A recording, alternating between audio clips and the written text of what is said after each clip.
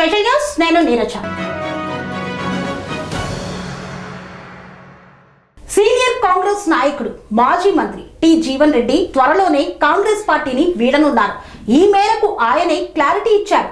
ఉమ్మడి రాష్ట్రంలోనూ తనకంటూ ప్రత్యేకమైన గుర్తింపు తెచ్చుకున్నారు జీవన్ రెడ్డి.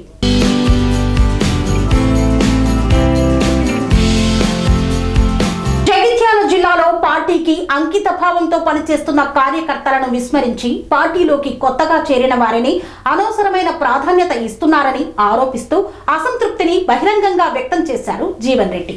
జీవన్ రెడ్డి నివాసం వద్ద ఉన్న కాంగ్రెస్ పార్టీ ఫ్లెక్సీలను సైతం తొలగించారు.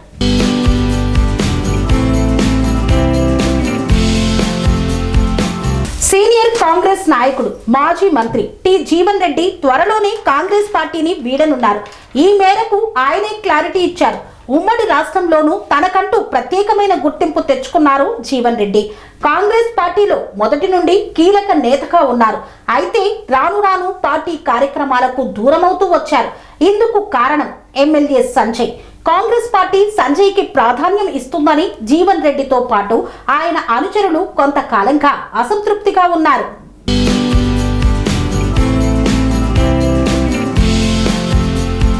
తాజాగా ఇవి ఎక్కువయ్యాయి. చివరకు జీవన్ రెడ్డి పార్టీని వీడే పరిస్థితికి తీసుకువచ్చాయి.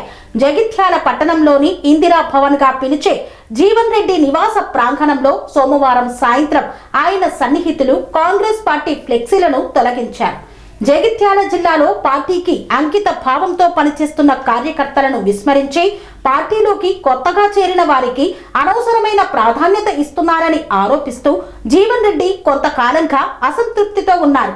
ఇటీవల జరిగిన జగిత్యాల మున్సిపల్ ఎన్నికల్లో కొత్తగా చేరిన వారికే సీట్లలో ఎక్కువ భాగం కేటాయించడంపై ఆయన తన అసంతృప్తిని బహిరంగంగా వ్యక్తం చేశారు. ఈ విషయం హైదరాబాద్ వరకు వచ్చింది. ఈ క్రమంలో జగిత్యాల ఎమ్మెల్యే డాక్టర్ సంజయ్ కుమార్ అనుచరులపై ఆయన తన విమర్శల దాడిని మరింత తీవ్రతరం చేశారు.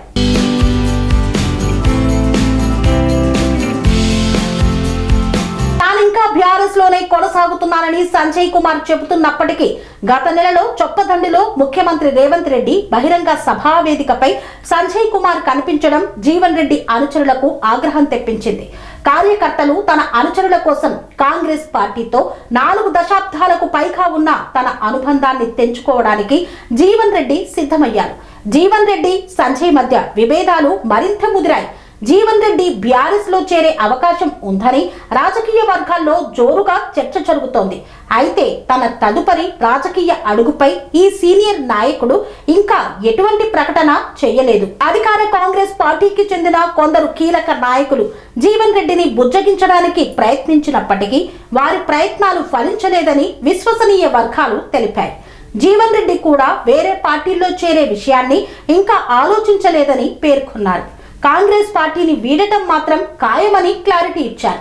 సిద్ధాంతాలకు అనుగుణంగా పనిచేస్తానని తెలిపారు. అయితే ఇటీవల జీవన్ రెడ్డి అనారోగ్య పాలైన విషయం కూడా తెలిసిందే. రాజకీయాలకు ఇక దూరం అవుతారేమో అని కూడా కొందరు చర్చించుకుంటున్నారు. జీవన్ రెడ్డి తన నివాసం నుండి కలెక్టరేట్ వరకు మొక్కజొన్న రైతులతో కలిసి ఒక ర్యాలీ నిర్వహించారు. ఈ ర్యాలీలో భాగంగా జీవన్ రెడ్డి నేతృత్వంలోని రైతుల ప్రతినిధి బృందం ప్రజావాణి కార్యక్రమంలో జిల్లా అధికారులకు ఒక వినతి పత్రాన్ని సమర్పించింది.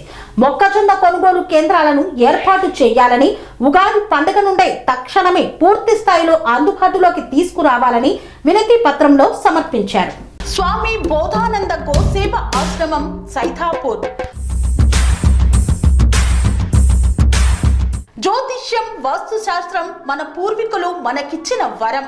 దుర్గాదేవి, కాలభైరవ ఉపాసనతో వాక్సిద్ధి పొందిన శ్రీ శ్రీ బోధానందగిరి స్వామివారు మీకు ఎలాంటి సమస్యలున్నా, వాటిలో ముఖ్యంగా ధన నష్టం, ఆరోగ్య నష్టం, భార్యాభర్తల మధ్య గొడవలు, ప్రేమించుకున్న వారు దూరం అవడం, ఎన్ని సంబంధాలు వచ్చినా పెళ్లి ముడి పడకపోవడం, రోడ్డు ప్రమాదాలు, అప్పుల బాధలు, వ్యవసాయంలో నష్టాలు, పెద్దల మాట పిల్లలు వినకపోవడం, ఆరోగ్య శాంతి, గృహశాంతి, మనశ్శాంతి లేకపోవడం, ఇలాంటి సమస్యలు ఉన్నట్లయితే ఒక్కసారి స్వామీజీని కలవండి. మీ సమస్యలకు తగిన పరిష్కారాన్ని పొందండి. అంతేకాక అన్ని రకాల వ్యాధులకు గోపంచకవ్య మరియు మూలికా వైద్యం చేయబడును. నమ్మకంతో రండి, ఆయురారోగ్యాలతో వర్ధిల్లండి. మా అడ్రస్ స్వామి బోధానంద గోసేవ ఆశ్రమం, సైదాపూర్, వీరభద్రస్వామి గుడి దగ్గర, యాదగిరిగుట్ట. సంప్రదించవలసిన నెంబర్ 9849213754 మరియు 9618034138.